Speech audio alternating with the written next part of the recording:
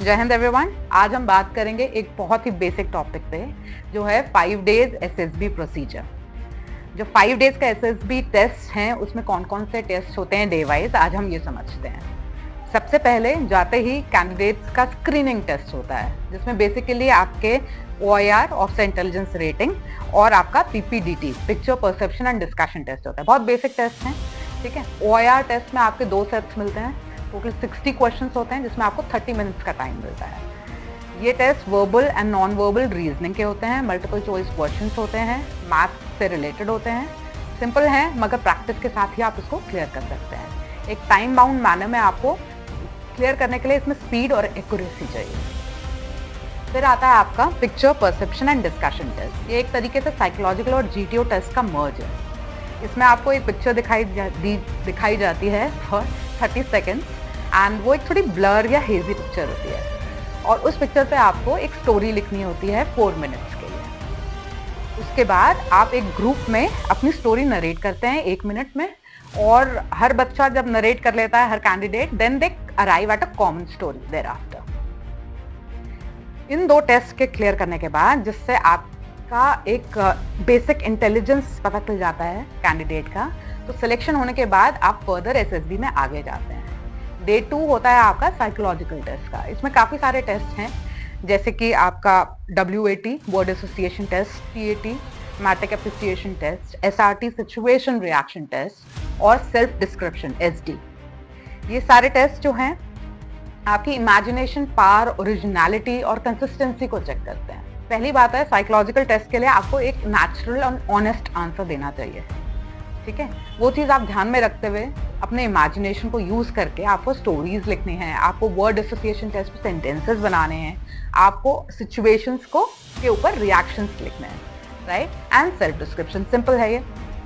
TAT में क्या होता है, आपको स्टोरीज लिखनी होती हैं, आपको 11 स्लाइड्स दिखाते हैं, पिक्चर्स दिखाते हैं, जिसमें से 11 pictures are shown in black and white and the 12th picture is blank, and आपको इसके ऊपर स्टोरी लिखनी होती है 4 मिनट्स के टाइम में। 30 सेकेंड्स में आपने पिक्चर देखी, 4 मिनट्स में आपने स्टोरी लिखी। इसके बाद आपको स्टोरी लिखते हुए वही चीज़ ध्यान रखनी है, पास्ट, प्रेजेंट और फ्यूचर का ध्यान में रखते हुए स्टोरी लिखनी। देन आपका आता है वर्ड एसोसिएशन टेस्ट, WAT। इसमें आपको 60 वर्ड्स दिए जाते हैं, फ्लैश किए जाते हैं एक के बाद एक, और आपको उसके 60 वर्ड्स को लिखने के लिए टोटल मिलता है, उस पर सेंटेंसेस बनाने होते हैं।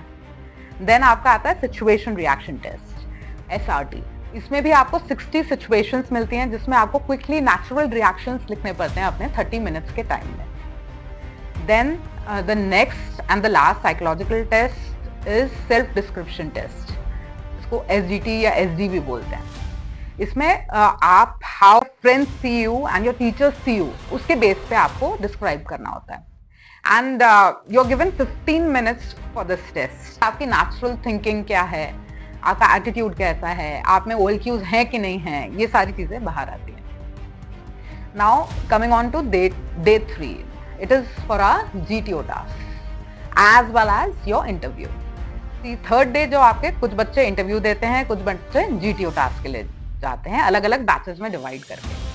सो ग्रुप डिस्कशंस होते हैं GTO में, ग्रुप प्लानिंग एक्सरसाइज होती है GPE, and progressive group task, half group task, command task, lecturettes, such like things. Even outdoor activities होती हैं, कुछ इंडोर एक्टिविटीज भी होती हैं, राइट। तो इसमें आपकी टीम स्पिरिट, आपकी कम्युनिकेशन पावर, आप में लीडरशिप क्वालिटी है कि नहीं है, वो जज किया जाता है। ग्रुप डिस्कशन या में आपकी कम्युनिकेशन स्किल्स देखी जाती हैं। एंड ग्रुप प्लानिंग एक्सरसाइज में देखा जाता है कि एक आपको प्रॉब्लम दे देते हैं, उसको आपको सॉल्व करना है एंड आपको बोल के सुनाना है। तो आपकी रीजनिंग एबिलिटी चेक होती है इन सारे टास्क में।